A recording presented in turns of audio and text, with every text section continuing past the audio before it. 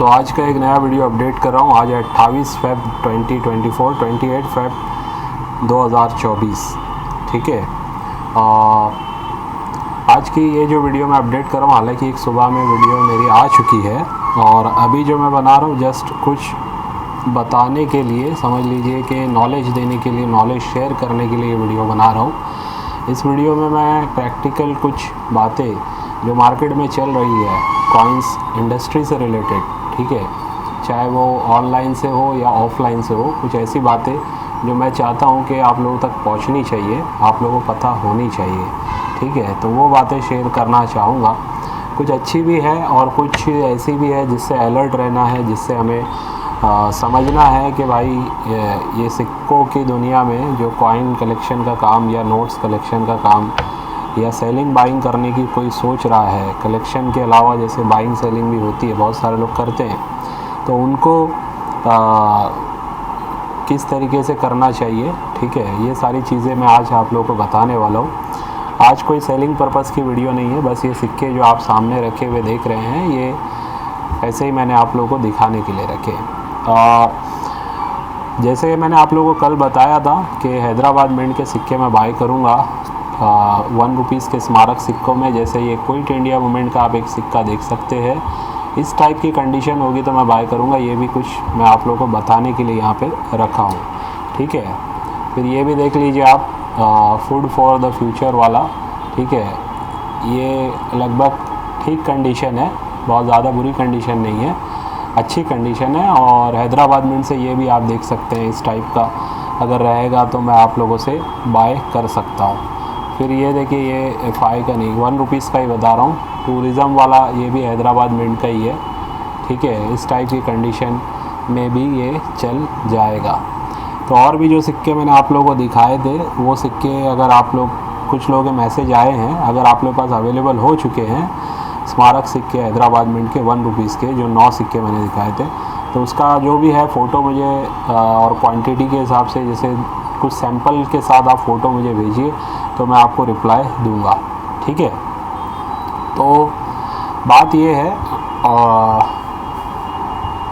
कुछ अच्छी पहले बातें आप लोगों को अपडेट कर देता हूँ जो मैंने अभी तक, मतलब 2024 के शुरुआत में ही आप लोगों को बताना चाहता हूँ। जो नए कॉइन कलेक्टर हैं या अभी तक कॉइन कलेक्शन का काम नहीं किया है उन्होंने, लेकिन वीडियोस देखते रहते हैं, ठीक है, और इन्फॉर्मेशन लेते रहते हैं, तो मैं ये कहूँगा कि देखिए, पहले तो ये समझिए कि ये कोई इस टाइप का प्रोडक्ट वाला बिज़नेस नहीं है।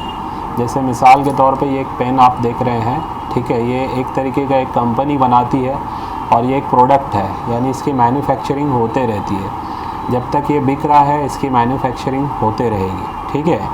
फिर इसके अलावा आप समझ लीजिए कोई मोबाइल है, तो ये भी आप लोगों को पता है, लोगों की ज़रूरत है और नया नया मोबाइल आते रहता है मार्केट में, प्रोडक्ट है, बनते रहता है, बिकते रहता है, उसकी मैन्युफैक्चरिंग होती रहती है। जैसे कैल्सी है या ऐसी बहुत सारी चीज़ें, और या कोई खाने पीने की भी चीज़ें होती है, फूड आइटम, फूड इंडस्ट्री, ठीक है, जिसमें कोई कोल्ड ड्रिंक्स हो गया या फिर कोई भी चीज़, खाने वाले आइटम हो गए जो पैकेट में आते हैं या फिर वैसे ही मिल जाते हैं, तो वो सारी चीज़ें भी कहीं ना कहीं हर बार नए नए तरीके से प्रोडक्ट उसके मार्केट में बन के आते रहते हैं, ठीक है। वेजिटेबल्स हो गया या कोई भी चीज़, नॉन वेज चीज़ें हो गई, उसकी भी फार्मिंग होती है। लेकिन ये जो कॉइन इंडस्ट्री है ये थोड़ी सी डिफरेंट है। यहाँ पे ऐसा नहीं है कि सप्लाई हमेशा होते रहती है। ये सिक्के या नोट्स जो पुराने या नए जो बनते हैं, गवर्नमेंट जो इसको बनाती है,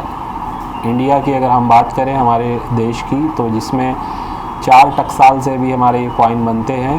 पहला है हमारा जैसे मुंबई मिंट और हैदराबाद मिंट, फिर नोएडा मिंट और कलकत्ता मिंट। तो ये चारों टकसाल से जो सिक्के बनते हैं, गवर्नमेंट के अंडर परमिशन में सारी चीज़ें रहते हुए बनाए जाते हैं।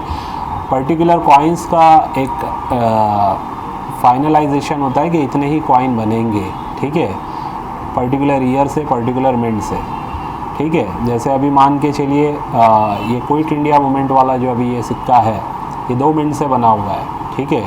अब हैदराबाद मिंट का ये जो सिक्का है 1992 में जब ये बना था, तो उस टाइम पे हैदराबाद मिंट को बताया गया होगा कि आपको ये वाले सिक्के अगर बनाने हैं तो इतनी ही क्वांटिटी में बनाने हैं। मिसाल के तौर पे समझ लीजिए 10 लाख सिक्के उन्होंने बोले होंगे, तो हैदराबाद मिंट से ये 10 लाख सिक्के बन चुके हैं। अब वापस से हैदराबाद मिंट इसको नए तरीके से नहीं बना सकता है, जबकि पैसे इसके बाद भी बने हैं ना, 93 में भी बने, 94 में भी बने, लेकिन ये वाले जो बने थे बस 92 में बन गए, ठीक है, और जितने बनने थे उतने ही बन गए।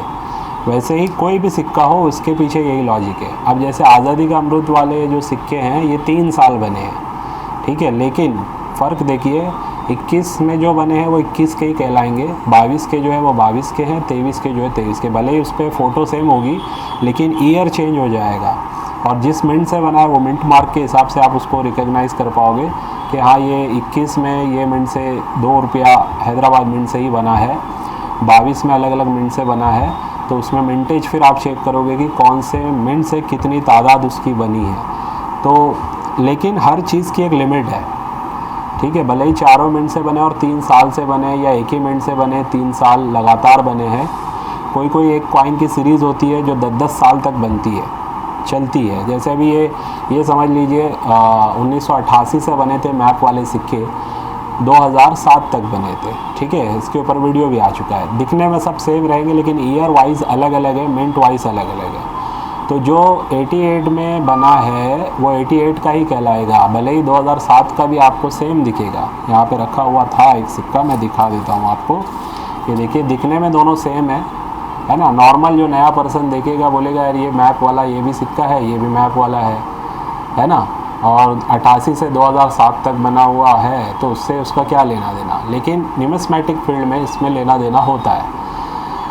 अब ये 88 से लेके 2007 तक जो सिक्के बने हैं अलग अलग मिंट से, इसमें सबसे जो रेयर माना जाता है, आप लोगों को पता है ज़्यादातर लोगों को, वो है 1993 का, 1993 का हैदराबाद और मुंबई मिंट का। यानी स्टार मार्क होगा ईयर के नीचे और डायमंड होगा, तो ये उनकी पहचान है, हैदराबाद और Noida mint, Bombay mint, Mumbai mint. तो वो वाले रेयर इसलिए हैं लॉजिकली कि भाई उस मिंट से उस टाइम पे वो सिक्के काफ़ी कम बने हैं, ठीक है। तो नए लोग जो हैं, अच्छी बात ये है कि इन सारी चीज़ों को लोग सीख रहे हैं। अभी आज की बात बता रहा हूँ मैं, मेरे ऑफिस पे वेस्ट बंगाल से एक पर्सन आए थे, नाम नहीं ले सकता, उनका वीडियो मैं बनाना चाह रहा था, लेकिन वो गवर्नमेंट सर्वेंट भी है और नेवी रिटायर्ड भी उन्होंने काम किया है, नेवी से भी मतलब उनका कहीं ना कहीं रिलेशन है। तो वो ओपनली एक्चुअली वीडियो में आना नहीं चाह रहे थे, और कॉइन कलेक्शन का काम लेकिन आज से वो 5-6 साल पहले या 7-8 साल पहले से स्टार्ट कर चुके। तो आज कुछ सिक्के मेरे पास लाए थे, हालांकि इनका अच्छे अच्छे रेयर सिक्के हैं, लेकिन फ़िलहाल उन्होंने स्कार्स और वेरी स्कार श्रेणी के कुछ सिक्के लाए थे जो मैंने वीडियो में उनको सेलिंग करवानी है, तो उस हिसाब से रखे हुए हैं। अभी कभी नेक्स्ट वीडियो में कभी टाइम मिलेगा तो मैं बताऊँगा। तो उनका एक जो बातचीत हमारी हुई, कम से कम हम लोग 1-1.5 घंटा साथ में थे, तो मैं बता रहा हूँ। उन्होंने छत्रपति शिवाजी महाराज के सिक्के जो मैं बाय करता हूँ बोला हुआ हूँ, लगभग 6000 सिक्के उन्होंने बोले कि 6000 सिक्कों का लॉट मैंने निकाला। उसके अंदर हैदराबाद मिंट को तलाश किया तो सिर्फ 12 सिक्के मुझे मिले, ठीक है। यानी 6000 कॉइन के लॉट में उनको 12 हैदराबाद मिंट के ही मिले, जो रेयर हो चुका है, आज के टाइम में दुर्लभ हो चुका है। 2022 तक मैं इसको समझता हूँ कि ये वेरी स्कार रहा होगा, 23 में ये कहीं ना कहीं एंड होते होते रेयर हो ही गया, और अब तो रेयर सबको पता है कि दुर्लभ श्रेणी में जा चुका है। उसकी वजह ये है कि अब देखिए आम चलन में जब आप उसको ढूंढने जाओगे, वो कॉइन को हज़ारों सिक्कों ढूंढोगे तो शायद मिले, अभी उनको 12 मिल गए। आने वाले 1 साल के बाद ऐसे ही कोई 6000 सिक्कों का लॉट अगर आप कोई ढूंढोगे छत्रपति शिवाजी महाराज जी के कॉइन का, तो हो सकता है आपको 2 कॉइन भी ना मिले। तो ये इससे एक समझ में आता है कि कॉइन कितने कम रह गए हैं रेयर वाले। अब उनका ऐसा कहना है कि 5 रुपये के भी स्मारक सिक्के जो उन्होंने जमा करके रखे हैं, ILO से लेके तमिल कॉन्फ्रेंस से लेके मदर हेल्थ वाले या एग्रीकल्चर वाले 5 रुपीज़ के भी उन्होंने कुछ लाए थे मेरे पास, के कामराज वाले। ये भी उनका कहना है कि बहुत मुश्किल से, उनका काफ़ी अच्छा नेटवर्क बना हुआ है 7-8 साल से, उसके बावजूद वो बता रहे कि पहले तो मिला करते थे आज से 2 साल 3 साल पहले क्वांटिटी में, लेकिन अब बहुत रेयर केस में वो सिक्के भी मिल पा रहे हैं। तो अवेयरनेस लोगों को जो हुई है, आम लोगों को जो समझ में आया है ऑर्बिट के थ्रू या और भी जो चैनल्स हैं, लेकिन गड़बड़ ये है ना, अच्छी बात तो ये कि अवेयरनेस हुई है, गड़बड़ ये है कि लोग बहुत सारे यूट्यूब चैनल्स को फॉलो करते हैं, जिसमें से मैं समझता हूँ अगर आपने 20 या 10 चैनल सब्सक्राइब किए हुए हैं तो उसमें से काम के 3-4 होंगे। बाकी जो चैनल्स हैं वो ज़्यादातर आप लोगों को सिर्फ प्राइसिंग बता के एक्साइटमेंट करने वाले लोग हैं कि फ़ला ट्रैक्टर वाली नोट का लाखों रुपया, फ़ला गेंडा छाप सिक्के का लाखों रुपया, माता वैष्णो देवी वाले सिक्के का लाखों रुपया। तो कोई ना कोई ऐसा सिक्का, जैसे भी मिसाल के तौर पे यही सिक्का उठा के बोल देंगे कि भाई ये हैदराबाद मिंट से बहुत रेयर हो गया है, अब आपको इसकी कीमत हज़ारों मतलब 100, 200, 500, 1000 तक नहीं 2-3 लाख रुपए तक मिल सकती है, या 25,000, 50,000 मिल सकती है। अब ये वीडियो देखने के बाद लोग एक्साइटमेंट में, जो नए लोग होते हैं जिनको पता ही नहीं होता है कि भाई वाकई में ये सिक्का इतना महंगा हुआ है या नहीं हुआ है, वो लोग उनको कांटेक्ट करते हैं और उनके चक्कर में फंस जाते हैं। उनसे सिक्का बेचने के बजाय उनके जो चाल, उनका जो एक जाल होता है उसमें फंस जाते हैं। रजिस्ट्रेशन के नाम पे, आरबीआई के फ़ीस के नाम पे, सेल टैक्स के नाम पे वो लोग 2, 4, 5 हज़ार से लेके लाखों रुपया भी भरवा देते हैं लालच देके। तो ये चीज़ों से आप लोगों को बचना है, ठीक है। अवेयरनेस लेनी है, सही चैनल से लो और बुक ख़रीदो, चाहे कोई भी बुक। मैं नहीं कहता हूँ कि मेरी बुक ख़रीदो, मेरी बुक से भी आपको नॉलेज होगा। और भी मार्केट में काफ़ी बुक्स आती हैं, मैंने साईनाथ रेड्डप्पा जी की बुक भी अपने प्लेटफॉर्म से दी हुई है, दिलीप राजगौर साहब की बुक भी दी हुई है। तो बुक्स आप किसी की भी ख़रीदो, लेकिन नॉलेज होनी चाहिए आपको, ठीक है।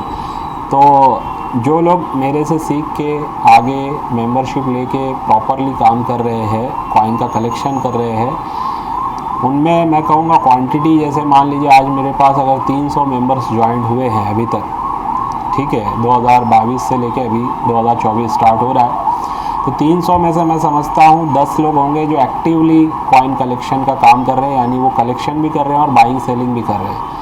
और 20-25 होंगे जो सिर्फ कलेक्शन कर रहे हैं और अच्छे तरीके से कर रहे हैं, ठीक है। सेलिंग अभी तक उन्होंने नहीं किया है, इन्वेस्टमेंट पर्पज़ से या बोल लीजिए या शौकिया तौर पे कलेक्शन कर रहे हैं। बाकी जो हैं वो सिर्फ सब्सक्रिप्शन ले चुके हैं, वो नॉलेज ले चुके हैं, लेकिन उनकी एक्टिविटी मुझे नज़र नहीं आती है।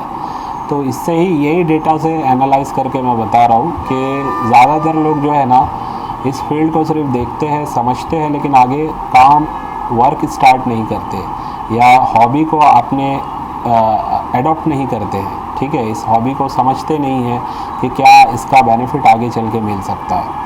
तो अब देखिए, अभी जैसे मान के चलिए अगर यही इंडस्ट्री के बारे में मुझे अगर 2012-13 में या 14-15 में पता होता तो क्या हो सकता था, ठीक है। तो होता ये था कि मैं उस टाइम पे भी नॉलेज ले लेता साल भर में और सही तरीके से कॉइन्स को कलेक्ट करना स्टार्ट करता। तो उस टाइम पे आप लोगों को पता है बहुत सारे सिक्के, जैसे अभी यहाँ पे रखा तो नहीं हूँ लेकिन समझाने के लिए बता रहा हूँ। मान के चलिए 2004 का सिक्का होता ये, ठीक है, और स्कार श्रेणी का होता है, जैसे यहाँ पे लिखा हुआ है स्कार श्रेणी का S 2004 का, और क्रॉस कॉइन है ये, ठीक है। अब ऑलमोस्ट यूएनसी कंडीशन मैंने यहाँ पे लिखा हुआ है और इसकी प्राइस मैंने यहाँ पे डाली है 75 रुपीज़, ठीक है, 75 रुपीज़।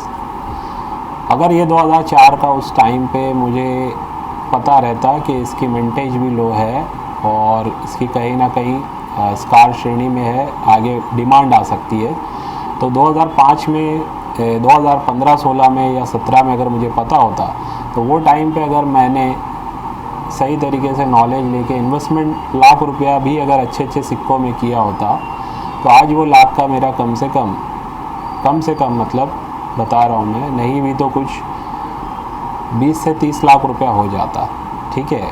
यानी 20 से 30 गुना, ये मैं कम से कम बता रहा हूँ। अगर सही सिक्कों में इन्वेस्टमेंट लोगों ने किया है और होल्ड किया है प्रॉपरली 5 साल 10 साल के लिए, तो यकीन जानो उनका लाख का मेरे हिसाब से 50 लाख भी बन चुका है, अगर एकदम प्रॉपर सिक्कों में इन्वेस्टमेंट किया। अभी जैसे 2004 की ही बात कर रहा हूँ मैं, अगर यही 2004 के मैं समझ लीजिए 1 लाख रुपए के सिक्के ख़रीद के रख लेता और एक सिक्का अगर मुझे 2015 में 100 रुपये का भी मिलता, ठीक है, 100 रुपये का मिलता अगर मुझे वो सिक्का 2015 में, और मैं 1 लाख रुपये मेरे पास है समझ लीजिए, वो मैंने उसका इन्वेस्टमेंट कर दिया और 5 साल के लिए भूल गया हूँ मैं, ठीक है। तो होता ये कि 5 साल या 8 साल के बाद जब इसकी डिमांड आई है मार्केट में, ये धीरे धीरे समझ लीजिए 2020-21 आते आते वैसे भी इसकी वैल्यू 400-500 रुपये हो चुकी थी, ठीक है। और सडनली अब ये जो है यूएनसी कंडीशन में 3000 में बिक रहा है, मिनिमम 2500 पकड़ के चलिए आप, ठीक है। इस रेट में इजीली ये सेल आउट हो रहा है, यानी डीलर लोग इस रेट में देते हैं कहीं ना कहीं। तो अब जो चीज़ मैंने 100 रुपये में ख़रीदी थी, या मान लीजिए 200 में ख़रीदी थी, और उसका अगर 2000 मिल रहा है तो कितना गुना हो रहा है, लगभग 20 टाइम्स, ठीक है। तो अगर सही नॉलेज के हिसाब से लोगों ने सही सिक्कों में, आज भी मैं कहता हूँ कि सही तरीके से, प्रॉपर तरीके से सीख करके अगर सही सिक्कों में आप कलेक्शन कर रहे हैं या इन्वेस्टमेंट कर रहे हैं, तो याद रखिए आने वाले 5 से 10 साल में बहुत सारे सिक्के अभी भी ऐसे हैं जिनका प्राइस वो लेवल तक नहीं गया है जो जाएगा, ठीक है।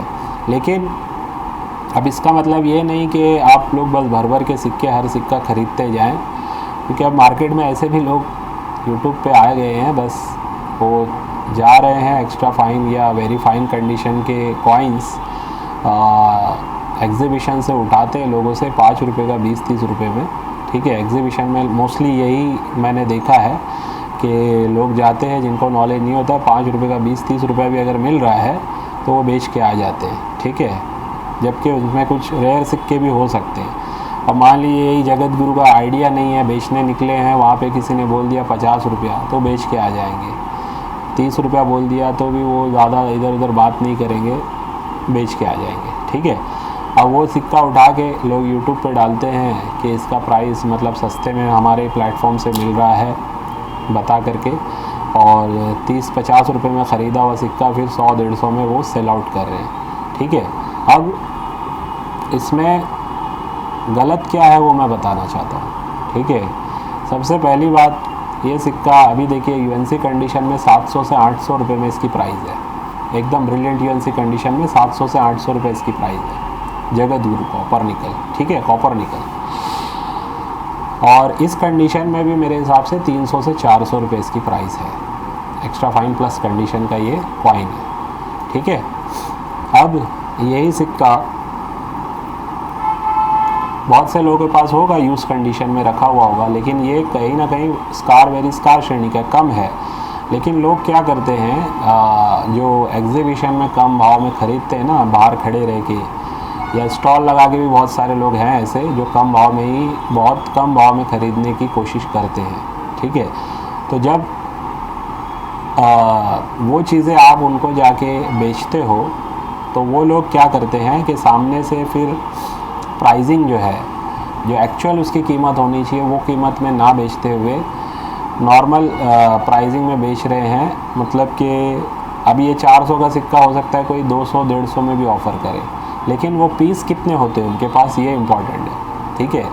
अब वो पीस होंगे 2-4 और उसको सेल आउट कर देंगे, और बाद में मतलब नए लोगों को ये लगता है कि शायद ये इतने का ही है, फिर वो किसी और से अगर थोड़े हाई प्राइस में ख़रीदे तो उनको एक गलत मैसेज जाता है। तो मैं बोलना ये चाह रहा हूँ एक्चुअली कि सिक्के कम प्राइस में भी मिलेंगे, ज़्यादा प्राइस में भी मिलेंगे, एवरेज प्राइस में मिलेंगे, मेरे पास से भी और किसी और के पास से भी। तो सबसे पहले आपको अगर नॉलेज होगी सिक्के की वैल्यूएशन का, सही आपको अंदाज़ा होगा, तभी आप सिक्के जो हैं ख़रीदेंगे, तो आपको पता रहेगा कि हाँ ये एक प्रॉपर प्राइसिंग में मैंने ख़रीदा है, ठीक है। और जो बेचने वाले हैं, जो बेचारे मतलब अगर ये सिक्का ही अगर कोई 200 में बेच रहा है, ठीक है, तो बेच सकता है, हो सकता है किसी की मजबूरी हो, है ना, उसका खुद का ख़रीदा हुआ हो सकता है 300 का और वो 200 में बेच रहा हो, ऐसा भी हो सकता है, कभी मजबूरी में लोग बेच देते हैं। लेकिन बहुत सारे टाइम यही है कि ख़रीदा ही उन्होंने बहुत गलत प्राइस में, यानी कि जिसको एक्चुअली सामने वाले को इस सिक्के का इस कंडीशन में कम से कम 200 रुपया 150 रुपया मिलना चाहिए था, उससे उन्होंने 50 रुपये में ख़रीदा, आप खुद 100-150 में बेच रहे हैं, ठीक है। यानी पहले ही जो एक नया बंदा जिसने आपको ये कॉइन ला के दिया इस उम्मीद पे कि आप उसका सही प्राइस दोगे, तो आप सस्ता ख़रीद के सस्ता बेच ज़रूर रहे हो, यानी बहुत ज़्यादा महंगा नहीं बेच रहे हो, आप सही कर रहे हो ये काम, लेकिन ये तरीका थोड़ा ठीक नहीं है। इस इंडस्ट्री को इस तरीके से कहीं ना कहीं लोगों में थोड़ा सा गलत फहमी फैल जाती है कि कहीं फिर इस सिक्के का वही प्राइस तो नहीं है। तो ऐसा नहीं होता है। कभी कभी कोई चीज़ मेरे पास भी बहुत सस्ती आ जाती है, ठीक है, लेकिन मैं उसको मार्केट प्राइस से थोड़ा कम में ही सेल करता हूँ। अब उसकी वजह ऐसी होती है कि कोई सेलर होता है जिसको पैसे की ज़रूरत होती है, तो बाकायदा उससे मैं बता के बेचता हूँ। उससे ख़रीद नहीं लेता हूँ कि 10,000 की चीज़ 2,000 में मैंने ख़रीद लिया और फिर 10,000 की जगह 8,000 में 7,000 में सेल कर दिया। ऐसा कभी नहीं करता हूँ मैं, ठीक है। तो अब जो लोग कर रहे हैं उनको मैं यही रिक्वेस्ट ही कर सकता हूँ कि भाई इस टाइप से मत करें। अगर सिक्के सेल ही करने हैं तो मार्केट प्राइस में ठीक है, आप अगर 500 की चीज़ को अगर 400 में दे रहे तो समझ में आता है। लेकिन अगर कहीं से 1, 2, 4 सिक्के किसी गरीब से ख़रीद लेके और उसको फिर आप आधे भाव में मार्केट के बेच के ये हाईलाइट करना चाह रहे हैं कि आपके पास बहुत सस्ते मिलते हैं, तो ये ज़्यादा टाइम नहीं कर पाएंगे आप भी, क्योंकि मार्केट में लोग और भी हैं। कहीं ना कहीं अवेयरनेस सबको पहुंचेगी। तो जो भी लोग इस टाइप से कर रहे हैं, सस्ते में अगर मिल रहा है तो बेच सकते हैं आप, कोई उसमें इशू नहीं है। लेकिन अगर कोई सिक्के की वाकई में उस कंडीशन में एक प्राइस है जो पता है, आप ज़्यादातर लोगों को पता रहता है कि हाँ ये प्राइस है, तो उसके आसपास सेल करेंगे और जिससे परचेस कर रहे हैं उससे अगर सही दाम दे के परचेस करेंगे तो ये इंडस्ट्री सही तरीके से ग्रो होगी, ठीक है। सही लोग मतलब इसमें जुड़ेंगे। एक बेचने वाला भी फिर जो है ना आप लोगों के पास और सिक्के ला के देगा, ठीक है, क्योंकि आपने उसको सही दाम दिया। लेकिन साल 2 साल ये चीज़ कर लोगे आप, उसके बाद तीसरे साल में कहीं ना कहीं आप लोगों के बिज़नेस पे या कलेक्शन में इसमें बहुत इफ़ेक्ट आ जाएगा, भरोसा ख़त्म हो जाएगा, ठीक है। आप लोगों को शायद पता नहीं है कि मेरे पास बड़े बड़े डीलर्स की शिकायत लोग लेके आते हैं और बताते हैं कि फ़ला मुंबई का ये डीलर, दिल्ली का ये डीलर, उनके पास चैटिंग होती है या फिर रिकॉर्डिंग होती है, मुझे सुनाते भी हैं लोग कि उसने मेरे से देखिए ये सिक्का इस प्राइस में ख़रीद लिया था और मैंने दे दिया था, ठीक है। अब रिटर्न में तो कोई चीज़ है नहीं प्रूफ के हिसाब से, जैसे एक बात हुई रहती है तो वो बताते हैं कि हमारी इस टाइप से बात हुई थी, तो सामने वाला तो ये बोल के निकल सकता है ना कि भाई मैंने तो उसको कोई ज़बरदस्ती तो नहीं लिया सिक्का उससे, मैंने तो एक प्राइस ऑफ़र किया और उसने बेच दिया। भाई ठीक है, आपने एक प्राइस ऑफ़र किया, लेकिन आपने वो गलत प्राइस ऑफ़र किया ना। अगर आप वही चीज़ किसी डीलर से ख़रीदने जाओगे, जैसे मिसाल के तौर पे यही सिक्का अगर मैं किसी डीलर से ख़रीदने जाऊंगा, अगर पैकेट भी ख़रीदूंगा तो शायद मुझे 50,000 से 60,000 के बीच में इसका पैकेट ऑफ़र होगा, यानी 500 से 600 के हिसाब से ये मुझे मिलेगा, ठीक है। अब यही यूएनसी कंडीशन का मैं किसी से अगर उठा लूँ 200 रुपये में, यानी कि मैं कहीं ना कहीं उसकी एक्चुअल वैल्यू मैंने आगे पे नहीं की, ठीक है, और फिर उसको बेचूँ 300-400 में और ये बताऊं कि भाई मेरे पास बहुत सस्ते में सिक्के मिल रहे हैं, तो ऐसा बार बार नहीं होगा, ठीक है। तो ये तरीके से जो लोग कर रहे हैं उनको मैं सिर्फ समझाने के लिए बात बता रहा हूँ, और जो नए लोग हैं भ्रमित ना हो। ऐसा होता है बहुत सारे टाइम पे, कभी कभी सिक्के सस्ते में आपको कहीं से मिल सकते हैं, तो मुझे मैसेज ना करें कि सर ये सिक्का फ़ला पर्सन के पास इस रेट में मिल रहा है, ठीक है, या फ़ला यूट्यूबर के पास इस रेट में, फ़ला डीलर के पास इस रेट में, या आप जहाँ से भी आपको जो रेट में मिल रहा है, अगर आपको लगता है प्रॉपर सही डीलर है, सही चीज़ दे रहा है, तो आप उससे ख़रीद लीजिए, ठीक है, उसको कंपेयर मत कीजिए आप। ये मेरी रिक्वेस्ट है लोगों से जो बाय करते हैं, ठीक है। और अच्छी बात यह है कि बहुत सारे लोग हैं जो सिक्कों को बाइंग में मतलब प्रॉपर तरीके से एल्बम्स वगैरह बना के कलेक्शन बना रहे हैं, ठीक है। कहीं ना कहीं जैसे मैंने पोर्टफोलियो दिया है 60 कॉइन्स का, उसको भी देख के लोग इंस्पायर हुए हैं और अपना खुद का कलेक्शन बना रहे हैं। 108 कॉइन के एल्बम में भी बना रहे हैं, 200 कॉइन के एल्बम में भी बना रहे हैं।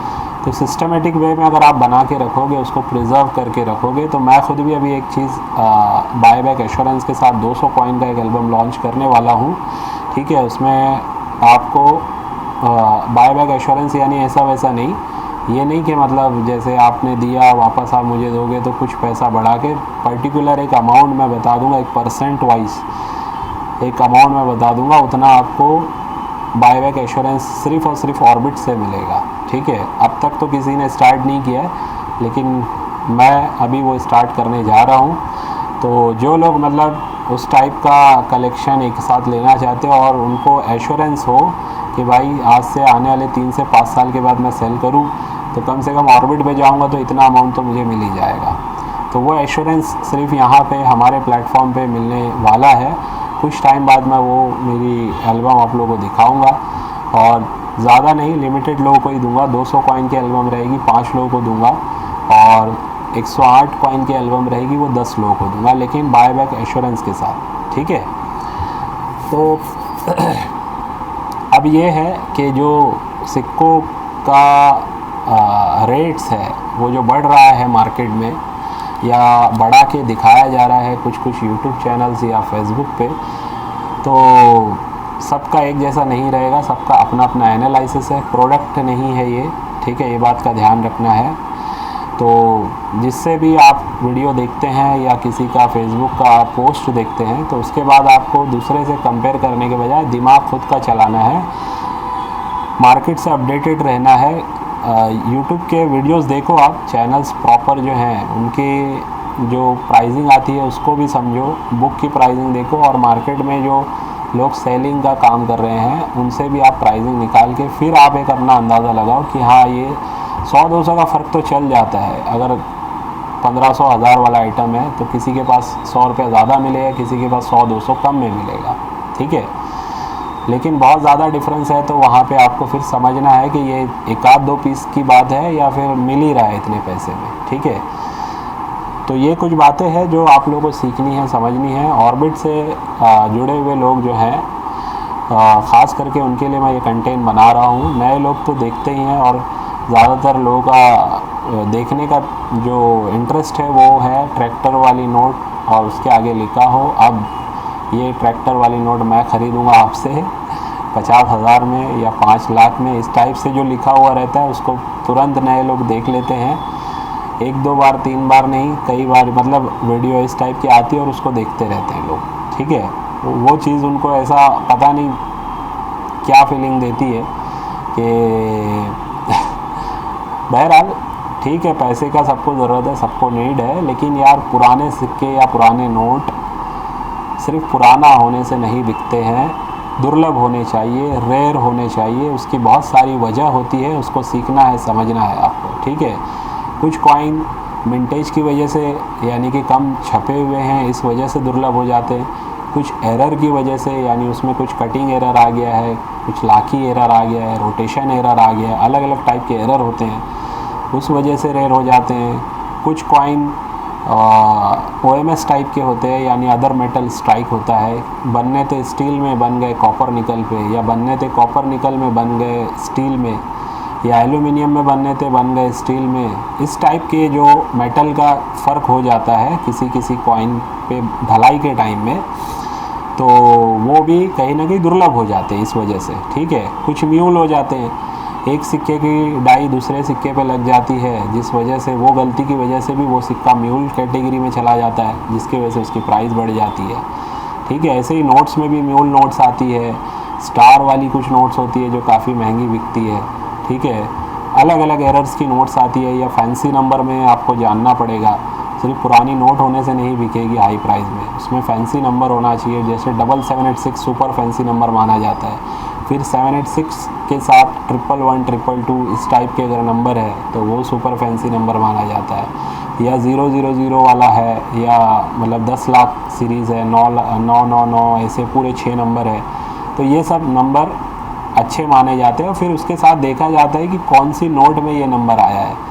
ऐसी नोट में आया है जो पहले से कम छपी है तो बहुत ज़्यादा प्राइस बढ़ जाएगी, लेकिन ऐसी नोट में आया है जो बहुत करोड़ों की तादाद में छपी है तो इतनी प्राइस आपको नहीं मिलेगी, क्योंकि वैसे नंबर के फिर उसमें उन नोटों में वो कहीं ना कहीं रिपीटेशन आपको देखने मिलेगा, है ना। तो ये सारी चीज़ें सीखनी होती है, समझनी होती है। तो जो लोग, मैं कहूँगा फिर से, सीखना चाहते हैं तो ऑर्बिट के साथ जुड़िए।